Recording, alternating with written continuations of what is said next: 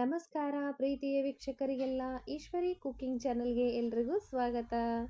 ಎಲ್ಲರೂ ಕೂಡ ವಿಡಿಯೋನ ಪೂರ್ತಿಯಾಗಿ ನೋಡಿ ಅಂತ ನಾನು ರಿಕ್ವೆಸ್ಟ್ ಮಾಡ್ಕೊಳ್ತಾ ಇದ್ದೀನಿ. ಹಾಗೆ ಇನ್ನು ಯಾರ್ಯಾರು ಈಶ್ವರಿ ಕುಕಿಂಗ್ ಚಾನಲ್ನ ಸಬ್ಸ್ಕ್ರೈಬ್ ಮಾಡ್ಕೊಂಡಿಲ್ವೋ ಪ್ಲೀಸ್ ಸಬ್ಸ್ಕ್ರೈಬ್ ಮಾಡ್ಕೊಳ್ಳಿ ಅಂತ ನಾನು ಮತ್ತೊಂದು ಸರಿ ರಿಕ್ವೆಸ್ಟ್ ಮಾಡ್ಕೊಳ್ತಾ ಇದ್ದೀನಿ. ಈ ಬೇಸಿಗೆ ಕಾಲ ಬಂತು ಅಂದರೆ ಎಲ್ಲರ ಮನೆಯಲ್ಲೂ ಇದೊಂಥರ ಹಬ್ಬದ ತಯಾರಿನೇ ಹೌದು. ಉಪ್ಪಿನಕಾಯಿ ಹಾಕೋದು, ಹಪ್ಪಳ ಸಂಡಿಗೆ ಮಾಡೋದು ಎಲ್ಲವೂ ಕೂಡ. ನಾನು ಅದೇ ಥರ ಇಲ್ಲಿ ಮಾವಿನಕಾಯಿನ ಉಪ್ಪಿನಕಾಯಿನ ಯಾವ ಥರ ಹಾಕೋದು ಅಂತ ನಿಮಗೆ ತೋರಿಸ್ತಾ ಇದ್ದೀನಿ. ಬನ್ನಿ ಹಾಗಾದರೆ ಹೇಗೆ ಮಾಡೋದು ಅಂತ ನೋಡೋಣ. ನಾನು ಮೊದಲಿಗೆ ಇಲ್ಲಿ 1 kg ಮಾವಿನಕಾಯಿನ ತಗೊಂಡಿದ್ದೀನಿ. ಅದನ್ನು ಚೆನ್ನಾಗಿ ವಾಶ್ ಮಾಡಿಬಿಟ್ಟು ತೊಟ್ಟಲ್ಲಿ ಸ್ವಲ್ಪ ಗಲೀಜಿರುತ್ತೆ ಅದನ್ನು ಕೂಡ ತೆಗೆದು ಒಂದು ಬಟ್ಟೆಯಿಂದ ಒರೆಸ್ಬಿಟ್ಟು ಇಟ್ಟಿದ್ದೀನಿ. ಯಾವುದೇ ಮಾವಿನಕಾಯಲ್ಲಿ ಸ್ವಲ್ಪನೂ ಕೂಡ ಗಲೀಜಿಲ್ಲದೆ ಇರುವಂಗೆ ಇದನ್ನು ಚೆನ್ನಾಗಿ ವಾಶ್ ಮಾಡ್ಕೊಳ್ಬೇಕಾಗತ್ತೆ. ನೋಡಿ ಇವಾಗ ಇದನ್ನು ಕಟ್ ಮಾಡ್ಕೊಳ್ಳೋಣ. ಯಾವ ಸೈಜಿಗೆ ಬೇಕೋ ಆ ಸೈಜಿಗೆ ಕೊಳ್ಬೇಕಾಗುತ್ತೆ. ಕೆಲವೊಬ್ರು ತುಂಬ ದೊಡ್ಡ ಸೈಜು ಇಷ್ಟಪಡ್ತಾರೆ, ಕೆಲವೊಬ್ರು ತುಂಬ ಚಿಕ್ಕ ಸೈಜು ಇಷ್ಟಪಡ್ತಾರೆ. ನಾನು ಇದರಲ್ಲಿ 1ರಲ್ಲಿ 2 ಮಾವಿನಕಾಯಿ ಹೋಳನ್ನು ಮಾಡಿ ಅನಂತರ ಇದನ್ನು ಸ್ವಲ್ಪ ಸ್ಲೈಡ್ಸ್ ಆಗಿ ಕಟ್ ಮಾಡಿ ಅನಂತರ ಚಿಕ್ಕ ಚಿಕ್ಕದಾಗಿ ಕಟ್ ಮಾಡ್ಕೊಳ್ತೀನಿ. ನಿಮಗೆ ಯಾವ ಥರ ಬೇಕೋ, ಯಾವ ಸೈಜಲ್ಲಿ ಬೇಕೋ ಆ ಥರ ನೀವು ಕೂಡ ಕಟ್ ಮಾಡ್ಕೊಳ್ಳಿ. ಕೆಲವೊಬ್ರು ತುಂಬ ದೊಡ್ಡ ಹೋಳನ್ನು ಇಷ್ಟಪಟ್ಕೊಳ್ತಾರೆ, ಕೆಲವೊಬ್ರು ಚಿಕ್ಕ ಚಿಕ್ಕದಾಗಿ ಇಷ್ಟಪಡ್ತಾರೆ. ಅವರವರ ಇಷ್ಟಕ್ಕೆ ಅನುಗುಣವಾಗಿ ನೀವು ಕಟ್ ಮಾಡ್ಕೊಳ್ಬಹುದು. ನೋಡಿ ನಾನು ಮೊದಲಿಗೆ ಸ್ಲೈಡ್ಸ್ ಆಗಿ ಈ ಥರ ಕಟ್ ಮಾಡಿಕೊಂಡು ನಂತರ ಚಿಕ್ಕ ಚಿಕ್ಕದಾಗಿ ಕಟ್ ಮಾಡ್ತೀನಿ. ತೋರಿಸ್ತಾ ಇದ್ದೀನಲ್ಲ ವಿಡಿಯೋದಲ್ಲಿ ನೋಡಿ ಈ ಥರ ಕಟ್ ಮಾಡಿದ್ದೀನಿ. ಮತ್ತು ಯಾವುದೇ ರೀತಿ ಚಾಕು ಆಯಿತು, ಕಟ್ ಮಾಡೋ ಟೇಬಲ್ ಆಯಿತು ಸ್ವಲ್ಪನೂ ಹಸಿ ಇರಬಾರ್ದು, ಪೂರ್ತಿಯಾಗಿ ಡ್ರೈ ಆಗಿರಬೇಕು. ಯಾಕಂತಂದರೆ ಮಾವಿನಕಾಯಿ ಉಪ್ಪಿನಕಾಯಿ ಹಾಕ್ತಾ ಇದ್ದೀವಲ್ಲ, ಸ್ವಲ್ಪನಾದರೂ ಹಸಿ ಏನಾದರೂ ಇತ್ತು ಅಂದರೆ ಅದು ಉಪ್ಪಿನಕಾಯಿ ಕೆಟ್ಟೋಗೋ ಚಾನ್ಸಸ್ ಇರುತ್ತೆ. ಆ ಕಾರಣಕ್ಕೆ ನಮ್ಮ ಕೈ ಕೂಡ ಸ್ವಲ್ಪ ಡ್ರೈ ಆಗೇ ಇರಬೇಕು.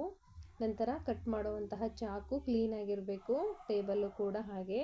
ಎಲ್ಲ ಮಾವಿನಕಾಯನ್ನು ನಾನು ಕಟ್ ಮಾಡಿ ನಿಮಗೆ ತೋರಿಸ್ತಾ ಇದ್ದೀನಿ. ಈ ಥರ ನಾನು ಕಟ್ ಮಾಡಿ ರೆಡಿ ಮಾಡಿ ಇಟ್ಕೊಂಡಿದ್ದೀನಿ. ನಾನು ಹೇಳುವಂತಹ ಮೆಥಡನ್ನು ಫಾಲೋ ಮಾಡಿ ನೀವು ಮಾಡೋದ್ರಿಂದ ಮೊದಲನೇ ಬಾರಿಗೆ ಯಾರಾದರೂ ಉಪ್ಪಿನಕಾಯಿ ಹಾಕ್ತಾ ಇದ್ರೂ ಕೂಡ ಫೇಲ್ ಆಗಲ್ಲ, ಪರ್ಫೆಕ್ಟಾಗಿ ಬರುತ್ತೆ. ನೋಡಿ ಇವಾಗ ಒಂದು ಅಗಲವಾದಂತಹ ಪಾತ್ರೆನ ತಗೊಂಡು ಕಟ್ ಮಾಡಿ ಇಟ್ಕೊಂಡಿರುವಂತಹ ಎಲ್ಲ ಮಾವಿನಕಾಯಿ ಪೀಸನ್ನು ಅದಕ್ಕೆ ಹಾಕ್ಕೊಳ್ತಾ ಇದ್ದೀನಿ. 2 ಈ ಸೆಟ್ಟಲ್ಲಿರುವಂತಹ ಒಂದು ಪ್ಲೇಟು ಹಾಗೆ ಟೇಬಲಲ್ಲಿ ಎಲ್ಲದರಲ್ಲಿ ಇರುವಂತಹ ಮಾವಿನಕಾಯಿ ಹೋಳನ್ನು ನಾನು ಇದಕ್ಕೆ ಹಾಕ್ಕೊಳ್ತಾ ಇದ್ದೀನಿ. ಇವಾಗ ಇದಕ್ಕೆ ನಾನು ಮುಷ್ಟಿ ಲೆಕ್ಕದಲ್ಲಿ 2 ಮುಷ್ಟಿಯಷ್ಟು ಉಪ್ಪನ್ನು ಹಾಕ್ಕೊಳ್ತಾ ಇದ್ದೀನಿ. ನಾನು ಇವಾಗ ತೂಕ ಮಾಡಿ ಹಾಕಬೇಕು ಅಂದರೆ ಕೆಲವೊಬ್ರು ಮನೇಲಿ ವೇನ್ ಮಷಿನ್ ಇರುತ್ತೆ, ಕೆಲವೊಬ್ರು ಮನೇಲಿ ಇರಲ್ಲ ಅಂತ ಹೇಳಿಬಿಟ್ಟು ಮುಷ್ಟಿ ಲೆಕ್ಕದಲ್ಲಿ 1 kg ಮಾವಿನಕಾಯಿಗೆ 2 ಮುಷ್ಟಿಯಷ್ಟು ಉಪ್ಪು ಹಾಕಿದ್ರೆ ಅದು ಕರೆಕ್ಟಾಗಿ ಆಗುತ್ತೆ. ನಾನು ಅದೇ ಥರನೇ ಹಾಕ್ಕೊಂಡಿದ್ದೀನಿ. ಈ ಉಪ್ಪನ್ನು ಹಾಕಿದ ನಂತರ ಯಾವುದೇ ಕಾರಣಕ್ಕೂ ಸ್ಪೂನಿನ ಸಹಾಯದಿಂದ ಕಲಿಸ್ಲಿಕ್ಕೆ ಹೋಗಬೇಡಿ. ಈ ಥರ ಪಾತ್ರೆಯಿಂದ ಹಾರಿಸ್ಕೊಳ್ಳಿ, ಅದು ಎಲ್ಲದಕ್ಕೂ ಅಂಟ್ಕೊಳ್ಳುತ್ತೆ. ಹಾರಿಸ್ಬಿಟ್ಟು ಇದನ್ನು ಒಂದು ಪ್ಲೇಟನ್ನು ಮುಚ್ಚಿ 1 ದಿನ ಪೂರ್ತಿ ಹಾಗೆ ಬಿಟ್ಬಿಡಿ. ಇದಕ್ಕೆ ಬೇರೆ ಯಾವ ಇಂಗ್ರೀಡಿಯೆಂಟ್ಸನ್ನು ಸೇರಿಸ್ಲಿಕ್ಕೆ ಹೋಗಬೇಡಿ. ನೋಡಿ ಇವಾಗ ಎಲ್ಲದಕ್ಕೂ ಚೆನ್ನಾಗಿ ಸೇರೋಗಿದೆ. ನಾನು ಒಂದು ಪ್ಲೇಟನ್ನು ಮುಚ್ತಾ ಇದ್ದೀನಿ. ಇದನ್ನು ಮುಚ್ಚಿದ ಮೇಲೆ 1 ದಿನ ಪೂರ್ತಿ ಇದನ್ನು ಹಾಗೆ ಬಿಡಬೇಕು. ನೋಡಿ ಒಂದೇ ದಿನ ಇದನ್ನು ಹಾಗೆ ಮುಚ್ಚಿಟ್ಟಿದ ಮೇಲೆ ಕಲರು ಕೂಡ ಚೇಂಜ್ ಆಗಿದೆ, ಉಪ್ಪು ಕೂಡ ಚೆನ್ನಾಗಿ ಅದಕ್ಕೆ ಬೆರೆತ್ಕೊಂಡು ನೀರು ಬಿಟ್ಟಿದೆ. ಈ ನೀರನ್ನು ನಾವು ಒಂದು ಜರಡಿಯಿಂದ ಜರಡಿ ಮಾಡ್ಕೊಳ್ಬೇಕಾಗುತ್ತೆ. ನೋಡಿ ಒಂದು ಪಾತ್ರೆಗೆ ಜರಡಿ ಇಟ್ಕೊಂಡು ಚೆನ್ನಾಗಿ ಉಪ್ಪು ನೀರನ್ನು ಬಸ್ಕೊಳ್ಬೇಕಾಗುತ್ತೆ. ಯಾಕಂತ ನಾನು ಮತ್ತೆ ಆಮೇಲೆ ಹೇಳ್ತೀನಿ. ಈ ನೀರನ್ನು ಹಾಗೇ ಎತ್ತಿಟ್ಕೊಳ್ಳಿ, ಏನು ಯೂಸ್ ಮಾಡ್ಲಿಕ್ಕೆ ಹೋಗಬೇಡಿ, ಬೇರೆ ಪಾತ್ರೆ ಅದೇನಾದರೂ ಉಜ್ಜಕ್ಕೆ ಯೂಸ್ ಮಾಡ್ಲಿಕ್ಕೆ ಹೋಗಬೇಡಿ.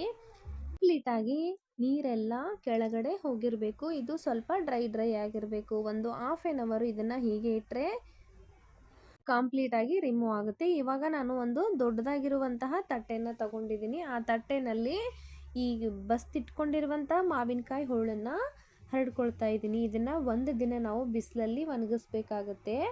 ಆ ಕಾರಣಕ್ಕೆ ನಾನು ತಟ್ಟೆಯಲ್ಲಿ ತುಂಬ ಅಗಲವಾಗಿ ಕೂಡ ಇದನ್ನು ಇಡ್ತಾ ಇದ್ದೀನಿ, ಒಂದರ ಮೇಲೆ ಒಂದು ಇರಬಾರ್ದು ಅಂತ ಅನ್ನೋ ಕಾರಣಕ್ಕೋಸ್ಕರ ಪ್ರತಿಯೊಂದು ಹೋಳನ್ನು ಬಿಸಿಲಿಗೆ ಇದು ಒಣಗಿಸ್ಬೇಕು. ಆ ಕಾರಣಕ್ಕೆ ನಾನು ಅಗಲವಾದಂತಹ ತಟ್ಟೆಯಲ್ಲಿ ಹಾಕ್ಕೊಂಡಿದ್ದೀನಿ. ನೋಡಿ ಇವಾಗ ತಟ್ಟೆಯಲ್ಲಿ ನಾನು ಈ ಥರ ಸ್ಪ್ರೆಡ್ ಮಾಡಿ ಇಟ್ಕೊಂಡಿದ್ದೀನಿ. ಮತ್ತು ಯಾವುದೇ ಕಾರಣಕ್ಕೂ ಕೈಯಿಂದ ಮುಟ್ಲಿಕ್ಕೆ ಹೋಗಬೇಡಿ, ಒಂದು ಸ್ಪೂನ್ ಅಥವಾ ಸ್ಪೋರ್ಕ್ ಸಹಾಯದಿಂದ ಹರಡಬೇಕಾಗುತ್ತೆ. ನೋಡಿ 2 ತಟ್ಟೆಗೂ ನಾನು ಹಾಕ್ಕೊಂಡು ಇದನ್ನು 1 ದಿನ ಬಿಸಿಲಿಗೆ ಒಣಗಿಸ್ತಿದ್ದೀನಿ. ನೋಡಿ ಒಣಗಿಸಿದ ಮೇಲೆ ಎಷ್ಟೊಂದು ಡ್ರೈ ಆಗಿ ಕಾಣಿಸ್ತಾ ಇದೆ ಅಂತ ನೀವೇ ನೋಡ್ಕೋಬಹುದು. ವ್ಯತ್ಯಾಸನ ಸುಕ್ಕಾಗಿದೆ. ಇವಾಗ ನಾವು ಇದನ್ನು ಒಂದು ಪಾತ್ರೆಗೆ ಟ್ರಾನ್ಸ್ಫರ್ ಮಾಡ್ಕೊಳ್ಬೇಕಾಗುತ್ತೆ. ನೋಡಿ ಯಾವ ಪಾತ್ರೆಯಲ್ಲಿ ನೀವು ಉಪ್ಪಿನಕಾಯಿನ ಹಾಕ್ತಿರೋ ಅದೇ ಪಾತ್ರೆಗೆ ಇದನ್ನು ಟ್ರಾನ್ಸ್ಫರ್ ಮಾಡ್ಕೊಳ್ಳಿ. ನಾನು ಇದೇ ಪಾತ್ರೆಯಲ್ಲಿ ಉಪ್ಪಿನಕಾಯಿಗೆ ರೆಡಿ ಮಾಡ್ಕೊಳ್ತೀನಿ. ಆ ಕಾರಣಕ್ಕೆ ಈ ಪಾತ್ರೆಗೆ 2 ತಟ್ಟೆಯಲ್ಲಿರುವಂತಹ ಮಾವಿನಕಾಯಿ ಹೋಳನ್ನು ಹಾಕ್ಕೊಳ್ತಾ ಇದ್ದೀನಿ. ನೋಡಿ ಈ ಥರ ಮಾಡೋದ್ರಿಂದ ಸ್ವಲ್ಪನೂ ಕೆಟ್ಟೋಗಲ್ಲ ಮತ್ತು ಹುಳ ಬೀಳುತ್ತೆ ಅಂತಾರಲ್ಲ, ಆ ಥರ ಆಗೋ ಚಾನ್ಸಸ್ ಇರಲ್ಲ. ನಾವು ಡ್ರೈ ಮಾಡಿ ಹಾಕೋದ್ರಿಂದ ತುಂಬ ಚೆನ್ನಾಗಿ ಬರುತ್ತೆ. ನಾನು ಇದಕ್ಕೆ ಒಂದು 200 ml ಅಷ್ಟು ಎಣ್ಣೆನ ಬಳಸ್ತಾ ಇದ್ದೀನಿ. ಅದು ಪೂರ್ತಿಯಾಗೂ ಖಾಲಿಯಾಗಲ್ಲ, ಇನ್ನು ಸ್ವಲ್ಪ ಮಿಗುಲುತ್ತೆ. 200 ml ಅಷ್ಟು ಎಣ್ಣೆ ಹಾಕಿ ಕಲಿಸ್ಕೊಂಡು ನಂತರ ನಾನಿಲ್ಲಿ ಒಂದು 3 ಸ್ಪೂನಿನಷ್ಟು ಸಾಸಿವೆನ ಪೌಡ್ರ್ ಮಾಡಿ ಇಟ್ಕೊಂಡಿದ್ದೀನಿ. ಈ ಸಾಸಿವೆನೂ ಕೂಡ ನಾನು ಫ್ರೈ ಮಾಡಿಲ್ಲ, ಹಸಿದೆ ಹಾಗೆ ಪೌಡ್ರ್ ಮಾಡಿದ್ದೀನಿ. 1 ಸ್ಪೂನ್ನಷ್ಟು ಮೆಂತ್ಯ ಪೌಡ್ರನ್ನ ಹಾಕ್ಕೊಳ್ತಾ ಇದ್ದೀನಿ. ಇದನ್ನು ಕೂಡ ಅಷ್ಟೇ ನಾನು ಯಾವುದೇ ಕಾರಣಕ್ಕೂ ಫ್ರೈ ಮಾಡಿಲ್ಲ, ಹಸಿದೆ ಹಾಕ್ಕೊಂಡಿದ್ದೀನಿ. ಹಾಗೆ ಸ್ವಲ್ಪ ಅರಿಶಿನವನ್ನು ಹಾಕ್ತಾ ಇದ್ದೀನಿ. ನೀವು ಖಾರಕ್ಕೆ ಅನುಗುಣವಾಗಿ ಖಾರದ ಪೌಡ್ರನ್ನ ಹಾಕ್ಕೊಳ್ಬೇಕಾಗುತ್ತೆ. ನಮ್ಮದು ಖಾರ ಸ್ವಲ್ಪ ಕಡಿಮೆ ಇದೆ ಅಂತ ಹೇಳಿಬಿಟ್ಟು ನಾನು 2 ಸ್ಪೂನಷ್ಟು ಖಾರನ ಹಾಕ್ಕೊಂಡಿದ್ದೀನಿ. ನಿಮ್ಮ ಮನೇಲಿ ಏನಾದರೂ ಖಾರ ಸ್ವಲ್ಪ ಜಾಸ್ತಿ ಇತ್ತು ಅಂದರೆ ಇನ್ನೂ ಕಡಿಮೆ ಕೂಡ ಆ್ಯಡ್ ಮಾಡ್ಕೊಳ್ಳಿ. ನೋಡಿ ಈ ಥರ ಚೆನ್ನಾಗಿ ಇದನ್ನು ಕಲಿಸ್ಕೊಳ್ಬೇಕಾಗುತ್ತೆ. ಬೇಕಾದ್ರೇ ನಿಮಗೆ ಆರೋಮ ಬರುತ್ತೆ. ಸಾಸಿವೆ ಮತ್ತು ಮೆಂತ್ಯ ಪೌಡ್ರನ್ನ ಹಾಕಿರ್ತೀರಲ್ಲ ಅದರದ್ದು ಆರೋಮ ಬರುತ್ತೆ.